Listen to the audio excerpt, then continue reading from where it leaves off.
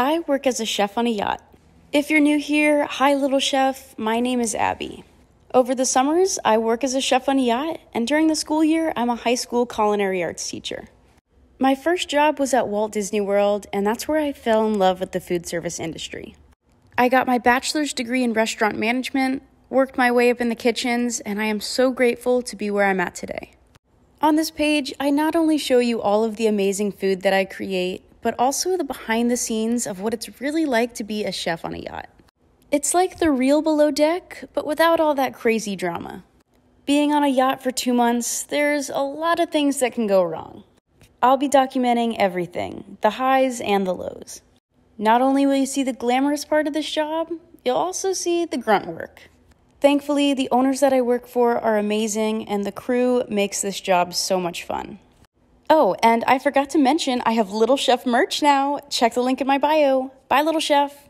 Peace out, Little Chef. Peace out, Little Chef. Peace out, Little Chef. Peace out, Little Chef. Peace out, Little Chef. Hi there.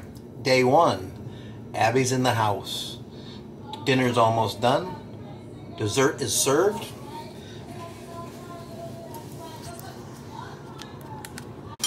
How do I know when it's recording again? You see the red light red? Oh yeah, got it. You mean the big red light that I'm missing? Yeah, that one? How's the food, Abby? Peace out, Little Chef. What do you think of bamboo shoots, Mark? Bamboo shoots, don't eat those. My owners, I came down the steps and I smelled something and they looked at me and they said, Cap, what's that smell? Are we having a sewage problem? Stop it! I'm in here in the galley, you know, drying dishes, cleaning up. If you look back this way, Brian, he's here, but I did all those dishes. Abby, Gina. This is Gina, the master of the lines and getting out stains and clothes. The crew on this yacht is like a little family, and Gina's the boat mom. Gina is the stew, so what that means is that she's in charge of keeping the interior of the boat clean. And this place is always spotless. She also does all of our uniform laundry, and it's just perfectly folded on the bed. Speaking of beds, she is also a professional bed maker.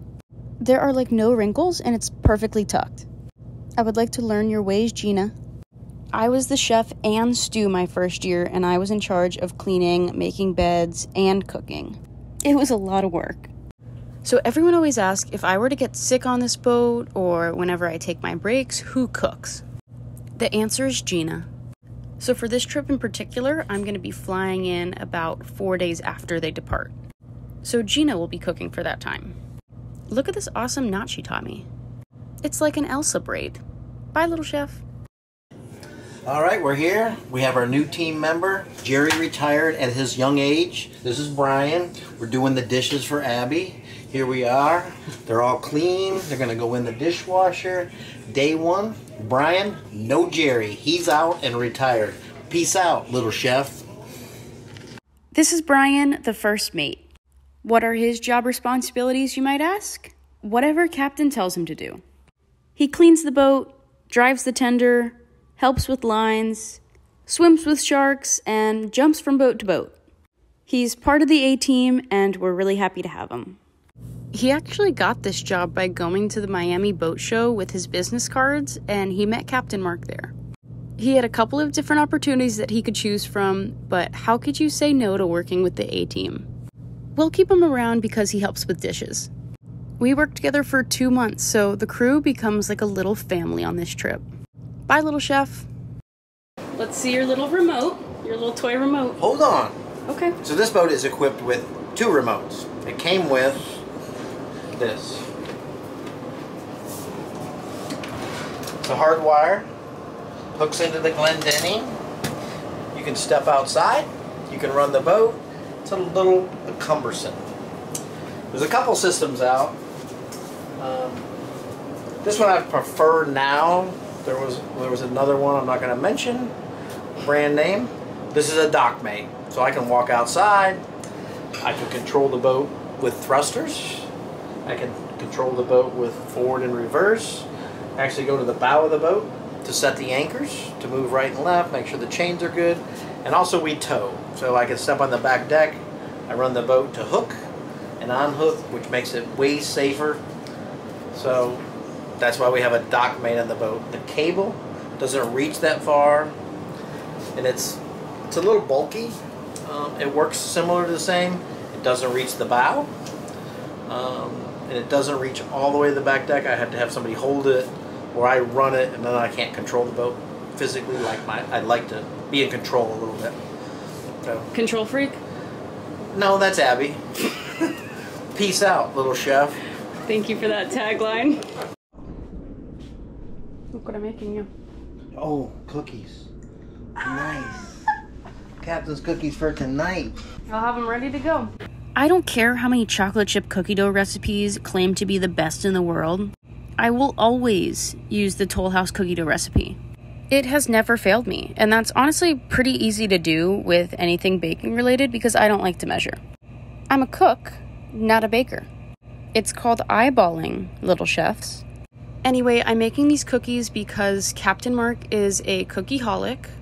I tried really hard to get him off of this, but I am now his enabler. I make a big batch of cookie dough at the beginning of the yacht trip and keep it in the freezer for whenever Captain Mark needs his fix. Cookie dough freezes beautifully, so I'll just roll them into little logs in saran wrap and then thaw them and cut them into little circles. Want a cookie dough? Hi little chef, a lot of you want to know how I get Wi-Fi on the yacht. We use Starlink. Last year we used something called the Pep Wave, and it was really bad. It was hard to get internet like ever. That was $7,000 a month for satellite internet. Starlink is great because the equipment is like $3,000, and then from there it's only $250 a month for Wi-Fi. So we can be in the middle of the ocean and still be getting Wi-Fi because it uses satellite. Can't see this. Hold on. So we have some crappy weather outside, overcast. It's been raining all morning. Therefore, we have some trouble with Starlink. So when there's a lot of clouds, it obstructs the view of the satellite and we really don't have much internet. So I'm connected to Starlink, but nothing's really coming through right now. Let's see how fast it goes. The answer is not fast.